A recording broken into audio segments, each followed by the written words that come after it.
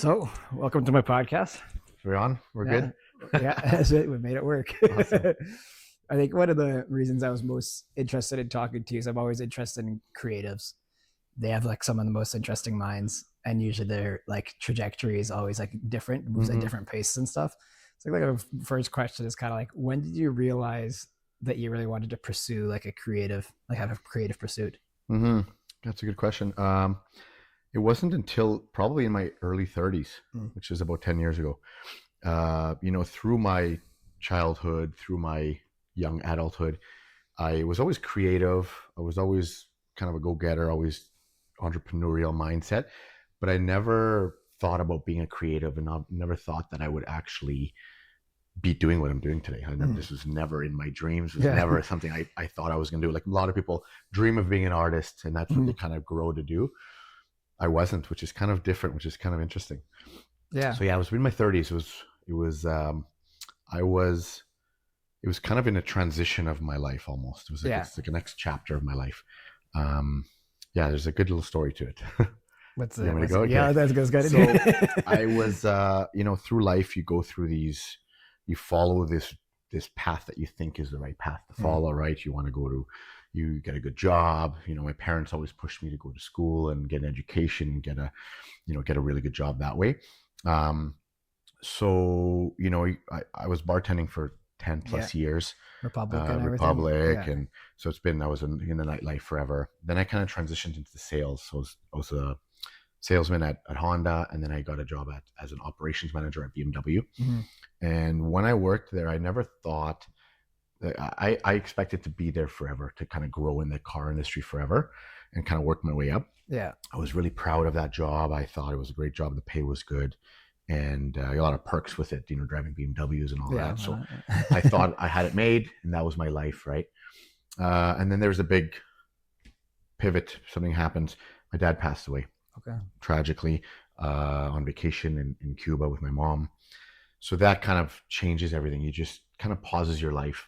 Yeah, It's a like an opening of that life is fragile almost. big time. Yeah. Yeah. So, obviously we were hurt. It was really tough to deal with. And I was working at BMW, and at the time I had a meal prep business going on, and just a side business. So in honor of my dad, when he passed away, I started making some hats with his signature. I took my dad's signature, Yeah. which is Custodio Reis, and Yeah. so Reis means kings in Portuguese, Spanish. So I took the S off, which means king, and I took his signature and I made this logo. I kind of just cleaned it up a bit, Yeah. and I started making hats, started making T-shirts with his signature on the back of the shirt. And friends, family, all supported me, all wore it. And so that inspired me to kind of keep going, and I continued and I pursued this clothing line. So I did that. I was working at BMW with this meal prep side business and this clothing line that I was super passionate about. And I decided to leave BMW after a few years of being there. Decided to leave to pursue these two things, my own things. And then that's kind of when I went full in. Yeah. I had no choice but to go full in, right? Yeah. I was doing just the clothing line and the meal prep, and I kind of evolved. I started painting jackets, kids' jackets, things like that. And then I started doing my first few small canvases, just playing around. And funny thing is, actually, Stephen Hu is the one that reached out to me. We've worked together for many years, known him for many years, good friends. And he asked me if I can do 10 or 15 pieces for Prohibition. Yeah. So it's kind of funny because I was not an artist at the time. I believe we're all artists. We just are kind of express it differently too. So we're kind of stuck in our 9 to 5s, in our normal jobs or normal lives, that we can't be expressive. We choose not to be expressive. We're kind of trapped almost, it feels like. Yeah. And so anyways, he reached out to me and he asked me if I can do 10 or 12 pieces for him. And I was like, yes.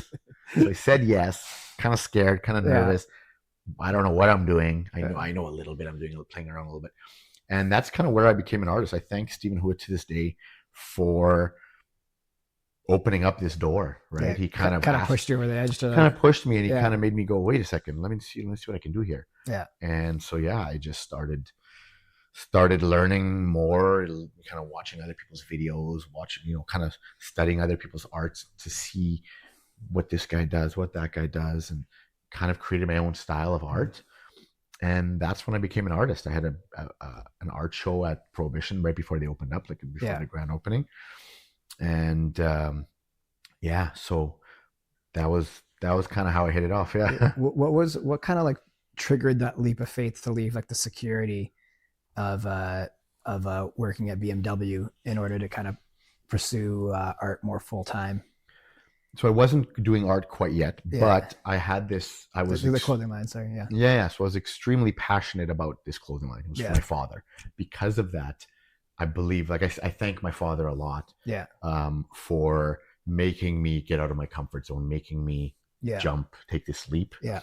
Because I really wanted to make him proud, and because I was so passionate and proud to do this for him, and I saw so many people supporting this, that's when I kind of decided that I'm going to do this. Like what could happen if I had more time on this? Yeah, exactly. So I was just so extremely passionate about it that's kind of. I guess in that case, worst case scenario, you could always have gone back if you. And that's exactly it. So it's like might as well give it a shot while you have the chance. 100%, and that's just it. That job, I can always go back to the car industry and try it out again, right? And get another job, a different position, whatever it is, right? So that's always there, which was almost a safety net in a sense as well, right?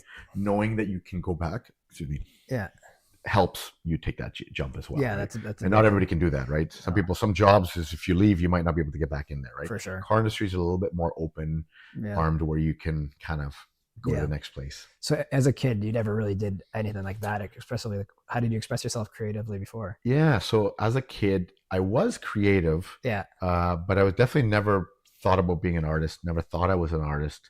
I loved art class. I loved playing around.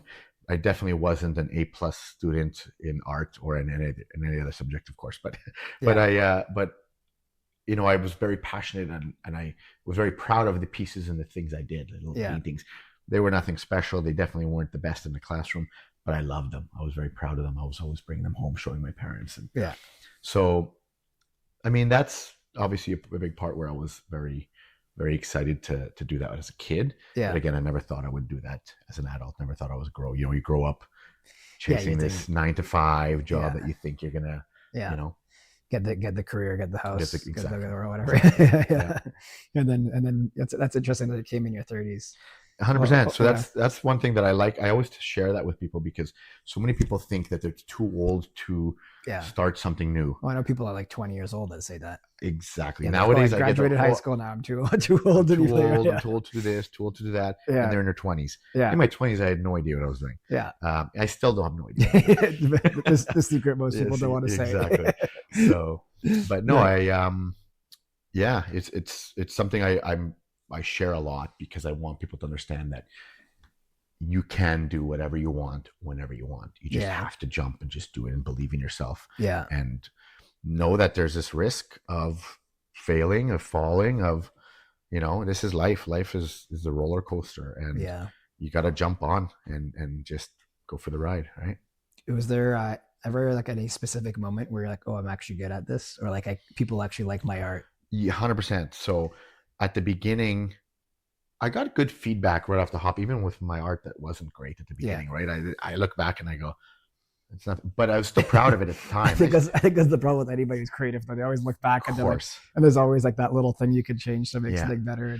No, I was always proud of, I still am. I'm extremely proud. I joke that I'm my biggest fan. Yeah. I love everything I do. Well, you're making what you love, right? Exactly. Yeah. And I don't love everything I do, but I'm very proud of myself. Yeah. I look at my art pieces sometimes and I go, holy, wow, this is cool. Wow. Or I see the pieces downstairs. Yeah, the amount of people that ask about those pieces. Yeah. So I'm not the kind of guy that does it and it's like, I'm good, whatever. Who cares? No, like I love what I make. Yeah. I look at it and I go, fuck, that's awesome. Yeah. So I'm very proud of myself. But yeah, when I started getting a lot more feedback, probably a couple of years into it, right? Like obviously at the beginning, a lot of people liked it. They were, it was new to people as well, not knowing I was an artist. And a new style too. Like a new style, a little bit different. Yeah. Exactly. So, I mean, I don't know what part of my art career or what stage it was that I started to really see that, but probably after a couple of years. To be honest with you, even the first night when I had that night at Prohibition, so many people were, Yeah. They see you 10, know, 12 pieces all at once. And they're yeah. like, Watch this. So there's 10 or 12 pieces on the wall, yeah. 10 to 15 pieces on the wall. There's the basement staircase, Or the bathroom the too, right? bathroom, Yeah. the one big, The crown wall. Yeah. wall. Yeah. So there's all that. So the Prohibition itself was, a lot there. Yeah. But then I also, because once I started making these pieces for Prohibition, I just kept going. I made more pieces for myself. I made another maybe 10 pieces for myself. Yeah. Just things I wanted to do and I wanted to make. So then that's what I put on display for my the art show, I yeah. guess. And so yeah, a lot of people were surprised, impressed, I guess, with what I did. So that inspired me to keep going as well. And that's pretty much what inspires me to keep growing is when people see my art and they compliment it and they're,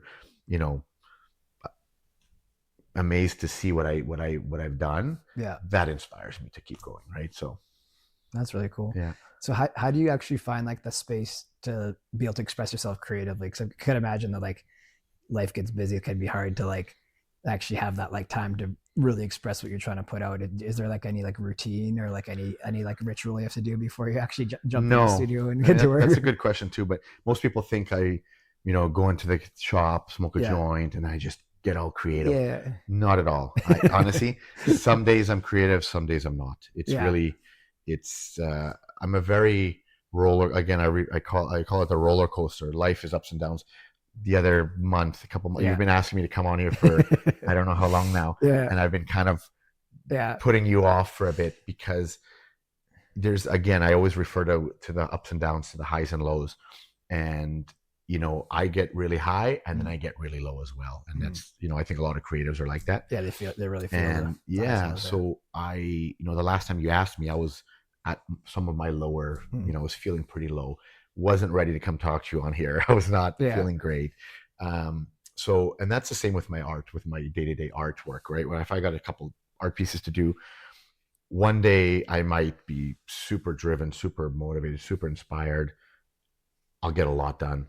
And then there's days where I just can't do anything. I can't think. I sit there on the computer to do my design work, or I sit there with the spray can and I just, no, I just Are there can't ever do any it. times when you're like in those lows where actually something interesting ends up coming out of it? Maybe. I mean, I can't think of anything specifically, but I so, sometimes musicians end up making like good music, it's like sad music at that time or something. But then, for sure, I think in the time when I'm low, I'm actually pretty low where I'm not feeling really just motivated, unmotivated, like just hard to kind of get. Yeah. But sometimes those lows inspire you after to do. Okay. Like right. So when you get back up, I call it the rut, right? Where I fall into these ruts. Yeah. And I understand you have to, as long as you acknowledge that you're in this rut, it's okay. Yeah. Sucks. You feel shitty, but as long as you can slowly climb back out, you get back out, you start to feel better. And then that momentum of growth, boom, you get back up and now you're back at the top and you feel great. It's almost like when you're at the top, you have like the moment of clarity about what the bottom was. Exactly. And you could get something out of it. 100%. And that's what it is you have to embrace those highs. You have to embrace those lows. Yeah. Most people will embrace those highs. We all love being on top, but a lot of people hide and avoid, they don't open up to their lows, right? So you have to understand that you're going to fall. You're going to feel shitty. There's going to be shitty days. There's going to be shitty weeks. There's going to be shitty month. Embrace it. Learn from it. Get back up. Understand why did I feel that way? What happened? What can I do for that not to happen again, right? So what do you usually do when you're in your lows? Like how do you get yourself out of it, or how do you make the best of the time? I don't know, to be honest with you, what I actually do. It's just being, having the positive mindset. It's hard to have that positive mindset when you're in this rut. Yeah. But knowing that it's okay, that you're going to be okay. Yeah. I call it actually a good way to look at it is I always look at it the bird's eye view, I call it. So when you're in this rut or when you're having issues, it could be financial issues, it could be personal issues, it could be family or love, relationship issues. Yeah. But when you're feeling kind of low and these things are bothering you, I kind of try to step away. take a little step back. I call it the bird's eye view, Yeah. where you look down and you say, okay, yes, that's happening right there. And you feel this way. Yeah. But when you look at everything else around you, financially, you might not have any money in your pocket today, but you have this equity in your house, or you have these investments that whatever it is, right? So, and it changes your perspective, right? Of knowing that, yeah, you might feel shitty, you might be in this rut right now, but life's good. Like, look what you have there. Look at this family. Look at your friends. Look at these cars or whatever you have that you love, right? Yeah. So, and that kind of makes you go, wait a second, life's great. Yeah. I love life. It's I love everything. Reflection. And then you kind of just start to climb back up. It's things like that. So that kind of helps me. Something like the gratitude. That's to bring you back up. Exactly. Yeah. Yeah. Clarity again. yeah, exactly. So something I actually just realized is that I've technically known you longer than any podcast guest I've had. No way. Because when I was well, I guess you haven't had your brother yet. When I was 17, I met you at CKMTC when I was at one of my first days training. Yeah. Because I remember we were doing like a little play kicking, and I was like, oh fuck, this guy's huge. Did you go up against me? But then you were actually like the most helpful person of all of them. Usually the smaller guys are kind of dicks, but yeah. And I remember I was like, okay, that guy was actually really helpful. Awesome. And then I was like 17 at the time. So that means I'm 33 now. So it'd have been 16 years difference or so. Yeah. Yeah. Well, I'm old. Don't put an age on it. Putting a number on it. Well, now there's the age on it. Yeah. So where is like the big people wonder like where is like fitness played? You're obviously in good shape. You've been training Muay Thai for a while, lifting weights, everything. Where does that play in your life? So that's a huge part of my life. It's it's my livelihood. It's what keeps me in shape, keeps me alive, I joke that it's my meditation. I've been doing it since I was about 12, 13 years old. Oh, crazy. So I've been training since I was a kid, martial arts, and then evolved. Actually, I knew Dave back when I started at the old Sick Thai gym there. Yeah. And so I did it. I've been training kickboxing on and off, right? Sometimes you don't go for 6 months and you come back. But man, that's, again, not to put a number on it, but that's over 25 years I've been training for. So it's been a huge part of my life. Yeah. It's something that's been in my life for 25 years, right? So it's the way I can, it helps me stay in shape because I do like my sweets and I do like my desserts and all that kind of stuff. You did mention you have a major sweet tooth. I have a major sweet tooth, yeah. So that's my kryptonite for sure.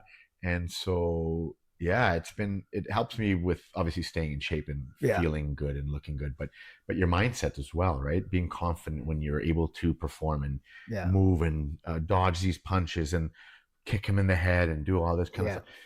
To be able to perform and move like that is makes you feel good, right? It gives that confidence. I always find myself going back to Muay Thai. Like I'll be at the gym, like lifting weights, and then I just feel like I'm like, what's the point of like building muscle if you can't do anything with it? And then I go back to the Muay Thai a couple of times again. I'm like, I need to get a bit more confidence in myself. Well, that's finding you got to find that balance. Right? Yeah, you so need a bit. We want to do weights to get that shape, to get that strength, of course. Sometimes I train just kickboxing and I don't do weights. Yeah. And that was me actually until recently again. I just started back up with the weights again. I've been kind of lazy with the weights. I just couldn't get back on track. But I've been doing kickboxing on and off for years, right? So the last 6 months, year, I've barely done any weights, but I've done a lot of kickboxing. Well, I feel good, which is great. Yeah. I move good. I'm able to move. I'm able to stay leaner. Mm-hmm. But I didn't have that shape, right? I felt skinny fat almost, right? Where you're like, you don't have that muscle, you're not as big as you would be if you didn't do kickboxing. But so I think both are important, right? That weight training is good to keep that shape, to fill up a bit, and obviously for the strength. But yeah, I mean, it's like I said, it's my meditation. I go in there. I don't think about anything else. You don't have time to think about anything else. Is it almost like going into almost like a flow state almost in it? Or So you go in there, and again, if you're doing if things are slow, it depends on the class. It depends on which class you do. But so sometimes if you do just classes, you might have some time to think in between while he's teaching or while he's telling you something. But for the most part, you go in there, you're listening, you're practicing with your partner what to do. But sparring especially is my favorite part because I go in there and you don't have, that's exactly when you have no time to think about anything else. Right? So you go in there, you warm up quick, a round or two, and you start sparring. You spar for 10 rounds, and you know very well how that goes, right? But only thing you're thinking about is defending, That moment too, throwing, yeah. finding that opening, right? Yeah. And you're just going back and forth. So you're thinking, but you're thinking about that. But with me and with some more advanced people, I guess, I almost don't think at all, right? Yeah. I mean, that's not true. You do have to think about what, but it's almost just comes naturally, right? You can go in there and not In think that about, sense, it is meditative then, because it's forcing you to be completely present to the point that, and that's why I call it my meditation, because you go in there and you just turn everything off and you just react. It's almost it's more reactive than anything, right? So you're in there and he throws a punch and you have to move, and then you have to throw that punch back, and so to me that flow is my meditation, is my yoga. A lot of the best fighters like kind of say the same thing. They'll go in and it's kind of like they enter like a flow that's not like they're specifically thinking. They're not letting their emotions get the best of them, and that's when they're at their best, is when they're just able to like actually like completely be there. Yeah. So yeah, I love it. I love it. I'm grateful to have that. It's amazing. Did you ever have any fights? I fought about 9 or 10 times when I was younger. Yeah. My last fight was probably 12 years ago. Yeah. Yeah. So, what weight class were you fighting? I fought at 195. I fought at 165 when I was younger. Okay, I was gonna say. So it was really small when I was like 16, 17, 18. Yeah. And then I fought at 205. I had a catch weight at 200, one fight. And then one of the last few fights in Barbados was 220. Well, no, I was 220, 225, but the guy was 245. So heavyweight. I was big at the time. Yeah. So I've been kind of all around a little bit, right? But not a whole lot of fights. But did you like the actual fights? Was it? Yeah, I definitely like it. It was fun. Are you competitive I'm not in that sense? I'm very competitive. Yeah. But I and I think about fighting maybe one more time just for fun. Yeah. But I just love training. It's something that I just want to go and I have some fun and flow. And when you fight, you have to change your mindset for a month and a half, 2 months before this fight, right? You're in this fight mode, and And now that I'm older, I feel like I would think and feel differently, and it would be easier. Yeah. But when you're younger, you have this like, you're just going out there to kill, right? You just want to. I think that's like the most intriguing part about it, is almost like having that like mission where like there's a set date and like what can I do between now and then to like maximize my chances of winning. Yeah. So it's very intense. Very stressful, takes strain on your relationships. Your diet has to be on point. Yeah. Sleep, everything. There's so many factors to it. So, and I respect it and I love it, and I'm glad I did it and I have some experience with it. But I never got into it big, to fight that many times. Yeah. But I love training. I train 3, 4, 5 times a week consistently for the last, 20 years. Yeah. Again, on and off. Some months I kick off, right? But yeah, no, I've trained around the world as well a little bit. I've trained, like I fought in Barbados. Yeah. I trained in Amsterdam. Oh, cool. Was it like Dutch style kickboxing out there? Dutch style, yeah. So at Voss Gym, at Majiro, really cool experience. Yeah, that was really cool. I enjoyed that a lot. That's really cool. Yeah, I'm gonna do a couple classes with my brother when I'm in Thailand. So you should, yeah. Both nervous and excited at the same time. I call it nerve excited. Yeah, I've only gone to like one class since last. I went to the first class again last week. Nice. And come back. Well, now you're going tomorrow. So I had injured myself last summer. I got really frustrated because it was like right at the beginning of the summer, and I wanted to like run a lot that summer. And then I just I completely tore like a ligament or whatever in my toe, and then I couldn't run properly for like a month and a half, 2 months, and then the summer wasn't right. I was like so mad. And then I finally got back last week. So I was like I can't get my ass kicked too hard in Thailand. Injuries. Now that we're getting older, again, I don't consider myself old at all. I know I'm a little bit older than you, but I don't consider myself old. I feel young. I feel great. But the knees, I've had bad knees though. I've had no ACL and all that kind of stuff. But I feel it. I'm very tight. My knees are very tight when I'm not warm, right? When I get out of bed. Yeah. When I get out of my car. But once I'm warm, I feel good at kickboxing. When I'm flowing and moving and warm, I feel great. But yeah, those injuries is what slows you down. Warm ups get more necessary. Stretching gets more necessary. Warm ups and stretching after, and that's one thing. Especially the knees. The knees are the knees. I mean, I used to play basketball, and it was like I had to stop. Like my knees just like every time I'd be done, and like my knees just never were great. It would just fuck up all my other stuff. So the knees are the worst. Yeah. Yeah. So what other? You have the health aspect kind of dialed in. You have the creative expression dialed in. What other elements kind of make balance into like a happy life, or that you see important for your life to make it happy? I think family, friends, huge part of your life. you know, making sure that you have strong, healthy relationships with your friends, your family, your loved ones, right? Your wife or your girlfriend. Yeah. Um, that's big. I mean, I'm very lucky and very grateful to have a very supportive wife, fiance. But being able to have her support me, encourage me, that keeps me going as well, right? Knowing that when I'm down, she can kind of help me bring me back up as well. So Yeah. those kind of things are very important. Obviously, your family, your friends as well, Yeah. encouraging for having a healthy relationships. That helps me a lot. But one thing I love is that helps me is having that freedom, right? When I have that flexibility, I'm a very ADD type of guy. I jump around, I bounce off walls. I feel that.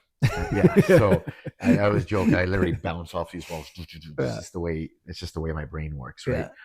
Yeah. So being stuck in an office for 9 hours, 8 hours, 10 hours a day drives you crazy, right? I can't do that. Being able to get up and do what I want whenever I want helps me relax, helps me feel good about everything. That being said, you also have to have discipline. You have to have structure, and that's the discipline and the structure for me don't always come. I don't always have that discipline that I should. Structure, I don't really have structure at all. So that it's one thing I do wish I had, and something I want to work on more. Yeah. Is to have that structure. But again, being able to have that freedom and that flexibility, that makes me feel at peace. And being at peace is, I think, very important to have, to then be able to have that happiness, right? To be able to become happy, to have, to be happy, you have to be at peace with yourself as well. And sometimes there's too much going on, right? And so to have the right people around you, the right environment, the right energy, I think that's very important as well. Yeah, I think what you're describing is what I describe as like balancing chaos and order, because you always want to have like that element of chaos, especially people that, like the ADD. Like I have the kind of same thing. We almost like need that, like there's little things of like dopamine hits that you kind of love, like tend to like love, like maybe like partying, or some people like gambling or whatever. But the thing is, it sounds bad, but it's like in those moments where like the creativeness kind of comes to you. That's where like ideas come to like entrepreneurial people and such. But then you end up trying to balance it with order because you want things to be like structured. You want to make sure you get things done. But then if you ever lead too much to one side, it gets bad. Because obviously you don't want to like indulge too much in chaos, and you need a bit of order. But if you indulge too much in order, then your life kind of just becomes stressful, and it's like a copy and paste, repeat every day, which is that happened to me before. Where it was all order. I was like, when I was sober, and I was like, I just want to make sure I get as much done every single day. And then I was like, what's going on? Like, why am I stressed out all the time? And then I talked to my therapist, and my therapist was like, you need to play. He's like, you need to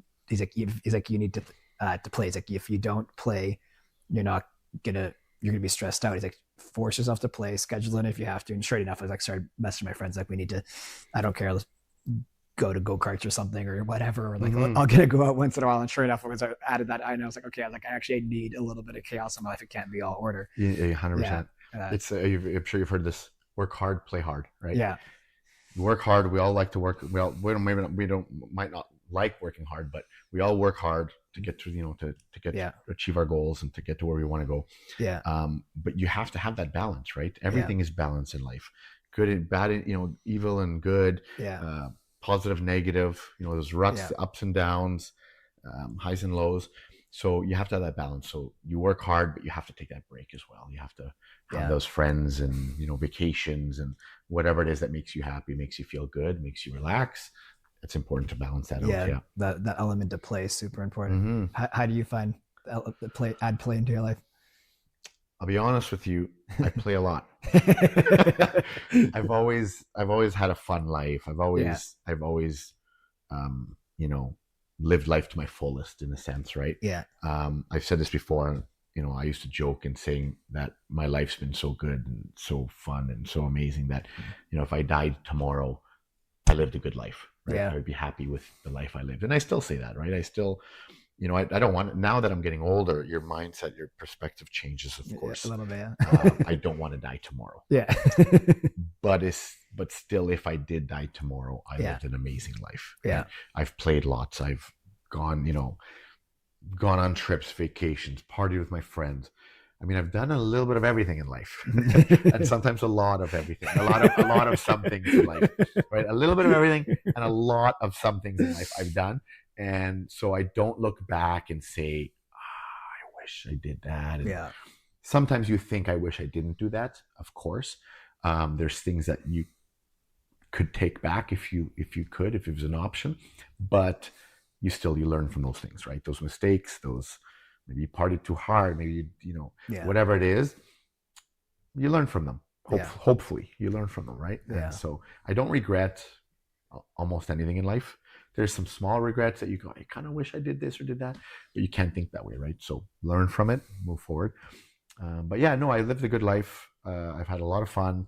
I still have fun. I still go out. I'm slower now. I'm more calm. I don't like the other day. My buddies are like, "Okay, let's go here, and we're going for dinner." And okay, let's go here, and let's go out now. And I'm like, "I'm gonna go home. I'll see you tomorrow." Right? Yeah. So I just, I'm slower. Yeah. I enjoy, going home to my girl and my dog. Yeah. And so, but I still have fun. I still go out. I'm very, very social. I go out for coffees every day, meet my friends. So, and that's important, right? Having that. Yeah, that's the social aspect of exactly. And sometimes I'm too much. Like I think I have to learn to kind of sometimes work harder. Yeah. Because I have these stages and these bursts of work hard. We just moved houses. Did for 6 months. Well, about 7-8 months ago we moved. For about 4 months or so was renos nonstop. We did so many renovations in the house. It was go go go go. I worked nonstop. So I did that, and I'm proud of that. I'm very happy I did. The last couple of months, I've been coasting a little bit more. Yeah. I haven't been working that hard. So that's that roller coaster again, right? I'm not saying you should do that. I wish there was a little bit more balance in my life. Yeah. With working and relaxing and not working. Yeah. But you just have to kind of try to find that balance. I feel like a lot of creatives and entrepreneurs kind of work in that way. It's almost like I remember who was saying it was described like hunting like a lion, where like you see the prey and you hunt and you'll work harder than most people for like a burst of time, but then once you catch it, then you're chilling for a little bit, and then you get another burst and you keep go back on the hunt. It's funny. I never really heard that saying, but Yeah. that is exactly how it is. Yeah. And I love that you said that, because that makes me feel a little better about the way I do things. Yeah.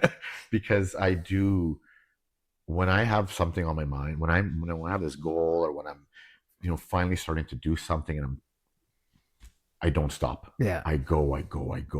I'm obsessive. That might be the ADD side. It is. You become super focused on something. Exactly. It is the ADD side as well, where I'm super focused. I'm super driven. Yeah. Nothing else matters. Yeah. Tunnel vision. Not that nothing else matters, but tunnel vision. Yeah. That's what I'm doing when now. time starts to disappear, you're just so focused on this thing, and then you just go. And I've done that many times in my life with different Yeah. things, right? So with this house, I did the same thing, where the problem with that is I wasn't doing any artwork. I have people waiting for pieces that I'm supposed to make them. Yeah. And I'm just grinding on this house, and I'm not doing any artwork. So yes, the house helps me get some equity and all that, of course. But now I'm not making a paycheck on the side, right? I'm not really putting any money in my pocket. I'm not doing artwork. I'm not. Yeah.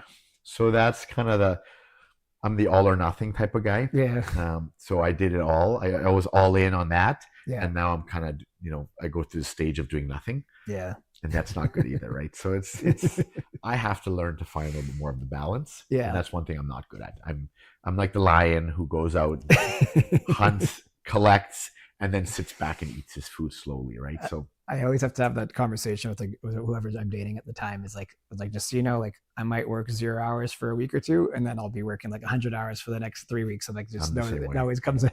It always comes in bursts, and when it's there, just make sure. Yeah. Yeah. Know that I might be gone, and you're not going to see me for a few weeks. But I'm not right now. I'm here. You're getting a lot of me, but next week you might not. Yeah. No, for sure. That's always a tough conversation. No. But yeah, that makes complete sense. That's how I am as well. Yeah. So if anybody out there is like wants to kind of chase like a creative pursuit, what would be your advice for them? I think we've all heard the saying, do what makes you happy, chase that, chase happiness.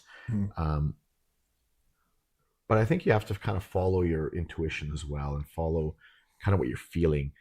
We all want to be happy. We all want to chase, this thing that makes us happy. But I think if you follow your intuition inside, what kind of drives you, where you kind of headed. It's kind of hard to explain, but there's always that something inside you that will spark, and you have to just trust your gut.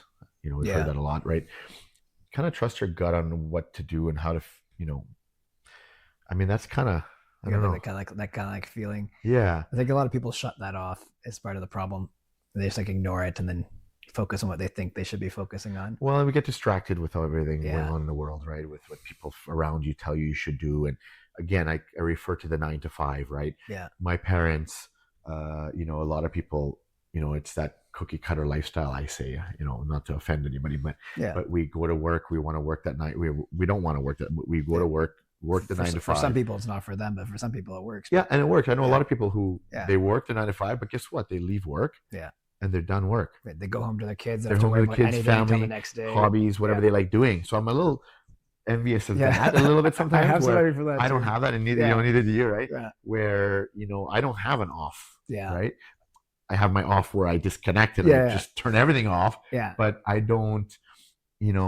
I'm working. My brain is working at midnight. My brain's working at 8 a.m. When I wake up and I have a message, I go, oh shit. So you're always kind of right that. But so I'm envious of the people that can go to work the 9 hours a day, whatever. Shut it off, and shut off at the end of the day. So that's nice. But yeah, you have to kind of not ignore, but turn off everything around you, and just kind of talk to yourself. Yeah. Connect with yourself and see what do you really want? What do you want to do? Try things, right? Try that. Maybe that's not for you. Maybe it is. Maybe it, right? So I think you got to kind of just feel it out but go after it. Jump. Don't be scared to jump. I always recommend 2 things for people is one, to make sure to have time to let your mind wander. Because if you're just like going to work and then you're just occupying yourself with whatever, and your mind doesn't actually have time to like wander or think, like if you just go for a walk without music, for example, and just and see what happens, usually like that feeling or that voice or whatever is going to start to speak a lot louder to you, and you can actually make sense of it. And then so they have to do that, but then they also have to like try new things, like you're saying, because if you're not trying new things, you're not going to know what you actually like. And the more things you try, it's like you also open up the possible experience after the world. Like if you've never done Muay Thai or any kind of martial arts, you won't know like what kind of experience that is, and then you might get some sort of joy from the experience that somebody else can't have. And if you try now, if you tried 10 different sports and all that, the possible experience, your whole life is actually just like the possibility for you to be happy is just expanded.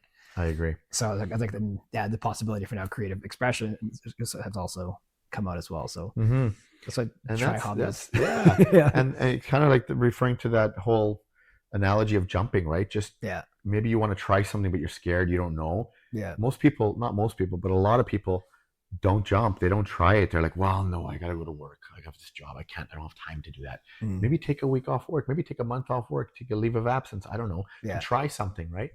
And guess what? You might fail. It might not work. It might not be for you, but you won't know unless you try it, right? And that's kind of what you just said there about wandering. Yeah. When I left BMW to pursue my meal prep and my clothing line, that's when my mind was more free. I had a lot more time on my hands. A lot of times I was not that busy. My income was like this. It was a roller coaster again of the work that I had. Yeah. But that gave me more time to play around more, right? I started spray painting with my jackets. I started throwing around some paint. And because of that, that's when I started experimenting more. And this happened, right? So. It's funny how you kind of like, when you can look back and see like these little steps that actually kind of push you towards you never know that would happen in the end. Exactly. Yeah. Yeah. Or you never know at the beginning that's what would happen. Yeah. It's pretty cool. You got to take the first step. Yeah. Awesome. I think it's a good place to end. Nice. So I want to thank you for coming on my podcast. It was awesome. Thank you very much. I appreciate you having me. Awesome, bro. Thanks for listening to the Now with Nick podcast episode with my guest, Pedro Reis. I hope you enjoyed it. I'll be linking his Instagram in the description below. That way you can check him out. If you want to get any art from him, please contact him directly because he does some awesome work. If you enjoyed this podcast, you could subscribe to me on all platforms, and you could follow me at Now with Nick as well on all social media platforms. Thanks for listening, and be love.